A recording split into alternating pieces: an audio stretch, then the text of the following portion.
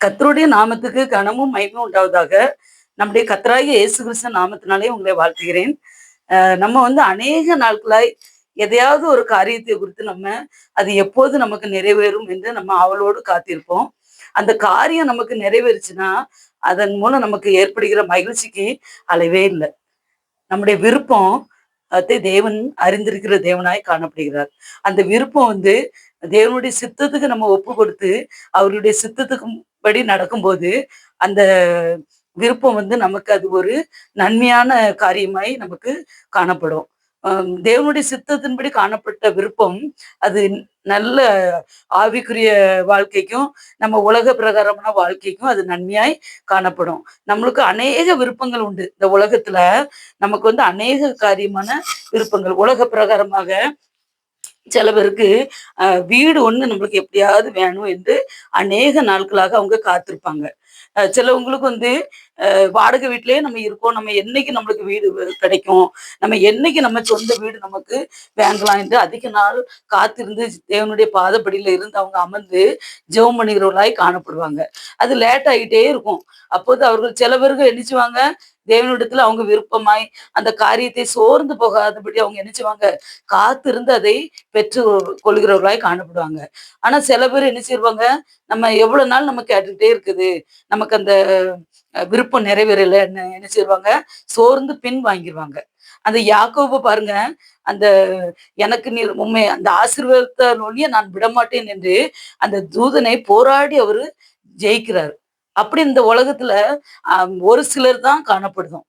அதனால நம்ம என்ன செய்யணும்? தேவனுடையத்துல நம்ம ஒரு காரியத்தை கேட்கும்போது, அது வந்து உடனே நம்மளுக்கு கிடைக்கலன்னா, தேவனால் இந்த காரியம் கூடாது என்று நம்ம நினைக்க கூடாது.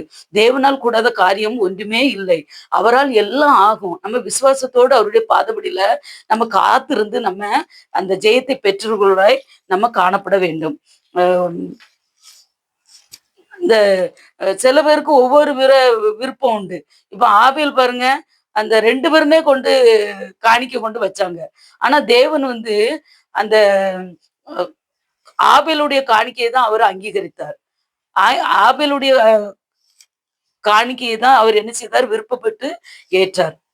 அதனால நம்முடைய விருப்பங்கள் அ தேவனுக்கு ஒருவேளை பிரியம் இல்லாமல் இருக்கலாம்.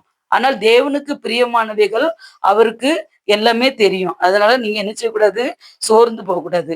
சிலவங்களுக்கு வீடு ஒரு தொழில் ஆரம்பிச்சிருப்பாங்க. அநேக நாள் அந்த தொழில் என்ன செய்யும்? அவங்களுக்கு லாபமா இல்லாம தொடர்ந்து அவங்களுக்கு போராட்டமாவே காணப்படும். அப்ப தொடர்ந்து அவங்க ஜெபித்துக் கொண்டே காணப்படுவாங்க. அதனால அவங்க என்ன செய்யக்கூடாது? சோர்ந்து போயிறக்கூடாது. இந்த உலக பிரகாரமா அவங்க என்ன செய்வாங்க? காரு, பெரிய பங்களா அப்படிலாம் சிலவங்களுடைய ஏக்கங்கள் ரொம்ப அதிகமா காணப்படும். அந்த உலக பிரகாரமா அதெல்லாம் நம்மளுக்கு தேவைதான். தேவன் நிச்சயமாய் நிறைவேற்றுகிற தேவன்.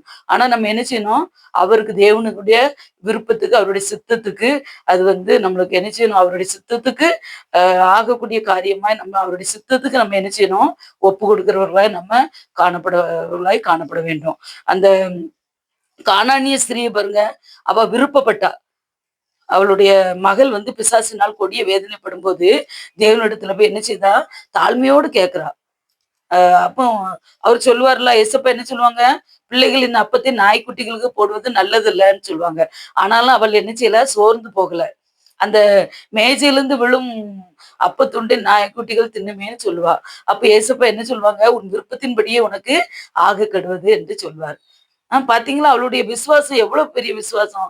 இந்த விசுவாசம் நமக்கு இருக்க அந்த உலகத்துல நம்ம விசுவாசம் உள்ளவர்களாய் காணப்பட வேண்டும். வெறும் ஜெபித்தால் மட்டும் போதாது. பாடல்களை படித்தால் மட்டும் போதாது. ஆண்டவருடைய சித்தம் த்தின்படி அது காணப்பட வேண்டும். நம்ம வந்து சும்மா ஏனதானன்ட்டு பாட்டு படிக்கலாம். நம்ம ஆலயத்துக்கு போகலாம். வேதம் வாசிக்கலாம். ஜெபம் பண்ணலாம். ஆனால் நம்மளுடைய இருதயத்தின் ஆழத்திலிருந்து நம்ம தேவனிடத்தில் விசுவாசமாய் கேட்கிறவர்களாய் நம்ம காணப்படணும். அந்த சாலமோன் ராஜாவ பாருங்க. ஆண்டவருக்கு அந்த பலிகள் 1000 1000 பலிகள் அவர் செலுத்தி தேவனிடத்துல என்ன செய்வாரு? அவர் வந்து ஜெபிக்கும்போது அவருடைய விண்ணப்பத்தின் சத்தத்தை தேவன் கேட்பார். அப்போ அந்த 1 ராஜாக்கள் 3ஆம் அதிகாரம் 5ஆம் வசனத்துல பாருங்க. கிபியோனிலே கர்த்தர் சாலமோனுக்கு ராத்திரியிலே சொப்பனத்தில தரிசனமாகி, "நீ விரும்புகிறதை என்னிடத்தில் கேள்" என்று தேவன் சொன்னார். பார்த்தீங்களா? தேவன் விரும்புகிறது என்ன என்று சாலமோன் ராஜாட்ட கேட்டார். அவருடைய அந்த பலிகளை தேவன் அங்கீகரித்தார். இன்று நம்முடைய ஜெபம், நம்முடைய துதிகளை தேவன் அங்கீகரிக்கிறாரா? அதற்கு நம்ம தேவனுடைய கட்டளைகளுக்கு நம்ம கீழ்ப்படிந்து நடக்குமா என்று நம்ம ஒரு நேரம் நம்ம என்ன செய்யணும்? சிந்தித்து பார்க்கணும். தேவனுடைய கட்டளைக்கு நம்ம கீழ்ப்படிந்து நடக்கும்போது, நம்முடைய ஜெபத்தை அவர் விரும்பி கேட்கிற தேவனாய் காணப்படுகிறார். அப்பொழுது அவர் என்ன சொன்னாரு? உலக பிரகாரமான ஐஸ்வர்யத்தெல்லாம் கேட்கல. அ நீர் ஏற்படுத்தின ஜனங்களுக்கு நான் வந்து அவங்களுக்கு அரசாள்வதற்கு எனக்கு ஞானத்த தாருங்கப்பா அப்படின்னு கேட்காரு. அப்ப தேவன் என்ன செய்தார்? உலக பிரகாரம்னு ஐஸ்வர்யத்தையும் கொடுத்து, அந்த எந்த ராஜாக்களுக்கும் கிடைக்கக்கூடியாத அதிக அளவு சாலமோன் ராஜாவ மாரி எந்த ராஜாவும் ஆடை உடுத்தினது இல்ல. அவ்வளவு அதிகமாய் தேவன் அவரை ஆசீர்வதித்து அந்த ஞானத்தையும் கொடுத்தார். அப்படி தேவன் அவர் விருப்பப்படுகிற அந்த காரியமாய் காணப்பட வேண்டும். அதே போல பாருங்க, நீதிமொழிகள் 13ஆம் அதிகாரம் 12ஆம் வசனத்த பாருங்க. நெடுங்காலமாய் காத்திருத்தல் இருதயத்தை இளைக்க பண்ணும். விரும்பினது வரும்போதோ ஜீவ விருட்சம் போல காணப்படும். நம்மள அநேக பேர் வந்து ஏதாவது ஒரு காரியத்தை குறித்து ரொம்ப நாளா காத்திருப்போம். இப்ப சில வீட்ல பிள்ளைங்க திருமணம் ஆகாதபடி எல்லாம் நகை எல்லாமே பண்ணி வச்சிருப்பாங்க. பிள்ளைகள் நல்லா படித்து வேலையில இருக்கும். ஆனா பிள்ளைகளுக்கு ஏற்றபடி ஒரு மணமகனோ, மணமகளோ கிடைக்காம அந்த தாய் தகப்பன் ரொம்ப வேதனையில இருப்பாங்க. ஒரு கட்டத்துல அந்த பிள்ளைகள வந்து யாருமே கேட்கதற்கு வர முடியாத சூழ்நிலையில இருக்கும். அப்போ உலகத்துல அவங்க கூட பழகுனவங்கலாம் என்ன செய்வாங்க, ஒரு நேரம் அவங்கள பார்த்து ஏளனமா பார்ப்பாங்க. அ ஆனா அந்த குடும்பத்துல உள்ள காணப்படுகிற வேதனைய யாரும் அறிய மாட்டாங்க. ஆனாலும் அந்த வீட்ல காணப்படுறவங்க தொடர்ந்து தேவனை நோக்கி அவங்க என்ன செய்வாங்க, சோர்ந்து போகாதபடி அவங்க ஜெபித்துக் கொண்டே காணப்படுவாங்க. அ அவங்க நெடுநாள் காத்திருந்து, காத்திருந்து அவங்க மனது வந்து அப்படியே இளைச்சு போயிரும். ஆனாலும் அவங்க பின்வாங்க மாட்டாங்க. தேவனிடத்துல அவங்க என்ன செய்வாங்க, அந்த யாக்கோபை போல போராடி ஜெபித்து, அவருடைய சித்தத்துக்கு அவர்கள் கொடுத்து, அவர்கள் ஜெபத்திலே காணப்படும்போது, தேவன் அவர்களுக்கு அழகான ஒரு மணமகனையோ, ஒரு மணமகளையோ கொண்டு வருவார். ஒருவேளை வயது ஆயிருக்கலாம். ஆனாலும் தேவன் ஏற்ற நேரத்துல அந்த மணமகன், மணமகளுக்கு ஏற்ற துணையை தேவன் அவர் கொண்டு வருவது ரொம்ப ஆச்சரியமான காரியம். அந்த உலகத்துல பார்க்கிறவங்க கண்ணுக்கெல்லாம் அது ஒரு ஆச்சரியமாய் காணப்படும். தேவன் அந்த பிள்ளைகளை மகிழ பண்ணுகிற தேவனாய் இருக்கிறார். அவர் ஒருபோதும் மனிதனுக்கு முன்பாக வெட்கப்படுத்துகிற தேவன் இல்ல. அப்ப அந்த பிள்ளைகளுடைய மனது என்ன ஆகும்? அந்த விரும்பினது வரும்போது ஜீவ விருட்சத்தை போல காணப்படும். அ அந்த கனி ஜீவ விருட்சத்தின் கனி அந்த ஆயிலை அந்த காலம்லாம் நம்ம ஜீவனோடு காணப்படுகிற அந்த ஜீவ விருட்சத்தின் கனியை போல உங்க இருதயத்துக்கு அந்த உள்ளத்தை மகிழ பண்ணுவதாய் காணப்படும். ம். ஒரு தாயானவள் அந்த குழந்தைய 10 மாதம் அவள் சுமந்து, அந்த குழந்தை பெற வரைக்கும் அநேக தொந்தரவுகள், பாடுகள் எல்லாம் பட்டாலும், அந்த குழந்தை பிறந்த உடனே அவ 10 மாதம் காத்திருக்கிறா.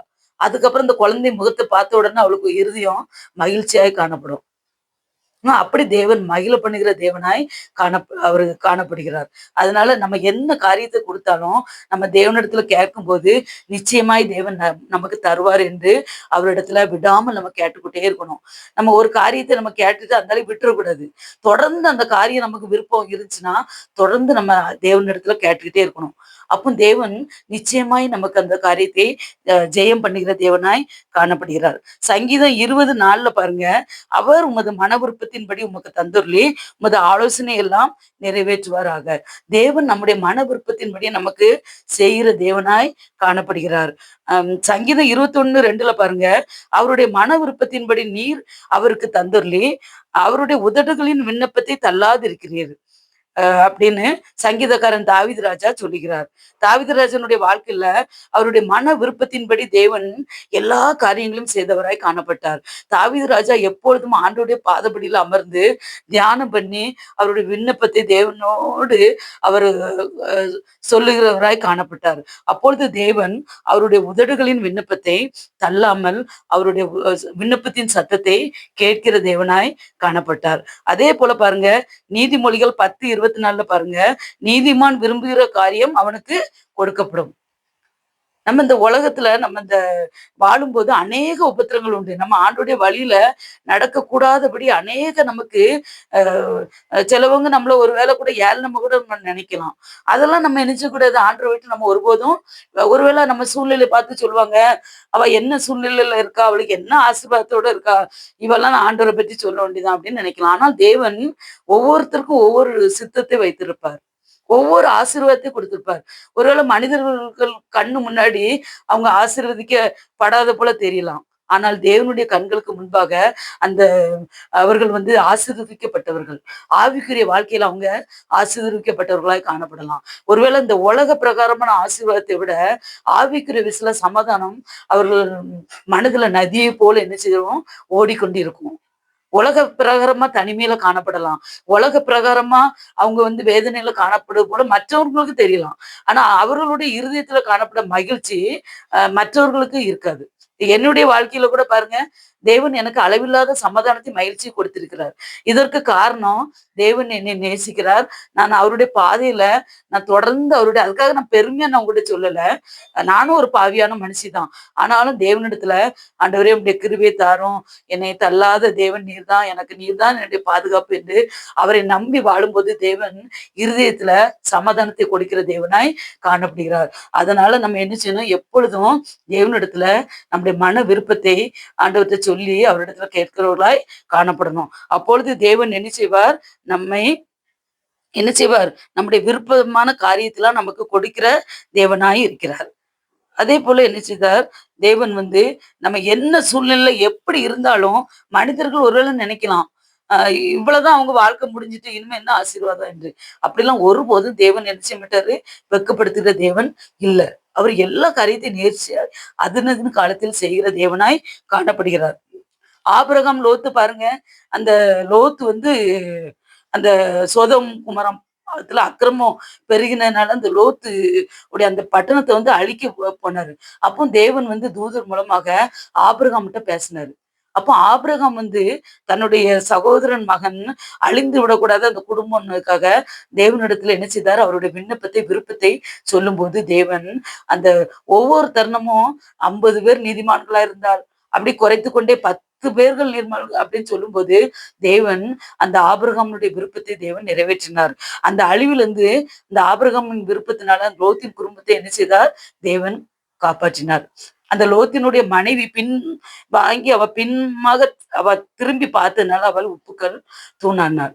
ஆனா லோத்தின் பிள்ளைகள் ரெண்டும் லோத்தும் என்ன செய்தார்? அந்த ஆபத்திலிருந்து காக்கப்பட்டாங்க. இது ஆபிரகாமுடைய விருப்பம். அதே போல ஆபிரகாமுடைய விருப்பம் பாருங்க, ஆண்டவர் சொன்னது போல அவருடைய சந்ததியை தேவன் ஆசீர்வதித்து எண்ணில்லாம கடற்கர் மணலை போல பெருக பண்ணினார். இதான் தேவனுடைய அவருடைய நம்பி இருக்கிற பிள்ளைகளுக்கு அவர் கொடுக்கிற ஆசீர்வாதம். அதே போல அண்ணாள் பாருங்க, அவ தேவனுடைய சமூகத்துல அழுதா. தன்னுடைய சக்களத்தை தன்னை பார்த்து ஏளனமாய் அவள் சிரிக்கிறாள் அப்படின்ட்டு அவள் தேவனுடைய சமூகத்துல போய் பொருத்தனை பண்ணி அவள் ஜெபிக்கிறாள். எனக்கு நீர் ஒரு ஆண் குழந்தையை கொடுத்தால் நான் அது உயிருள்ள நாள் மட்டும் நான் பால்குடி மறந்தவுடன் உடைய ஆலயத்துல கொண்டு விடுவேன்னு சொன்னான். அப்ப தேவன் அவளுடைய ஜெபத்தை கேட்டு அவருடைய விருப்பத்தை என்ன செய்தார்? நிறைவேற்றினார். அவர் எவ்வளவு வல்லமை உள்ள தேவன், அதை நீங்க என்ன செய்யணும்?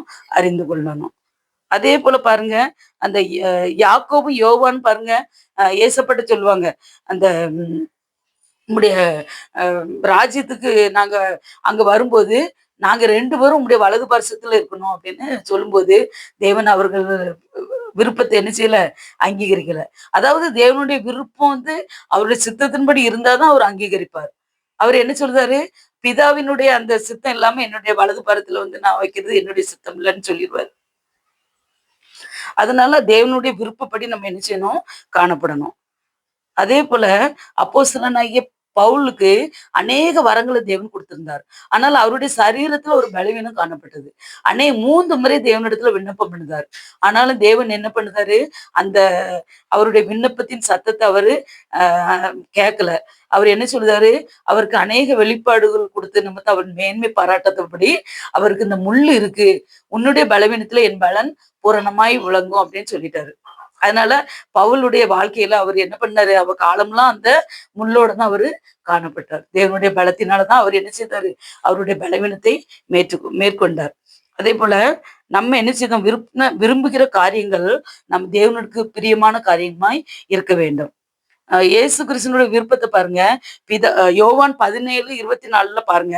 பிதாவே உலக தோற்றத்துக்கு முன் நீர் என்னில் அன்பாய் இருந்தபடியால், நீர் எனக்கு தந்த என்னுடைய மகிமையை நீர் எனக்கு தந்தவர்கள் காணும்படியாக, நான் எங்கே இருக்கிறேனோ, அங்கே அவர்களும் என்னுடனே கூட இருக்க விரும்புகிறேன் என்று சொன்னார். அவர் சிலுவையில் அறையப்படுவதற்கு முன்பாக தன்னுடைய சீசர்களை குறித்து அவர் சொன்னார்.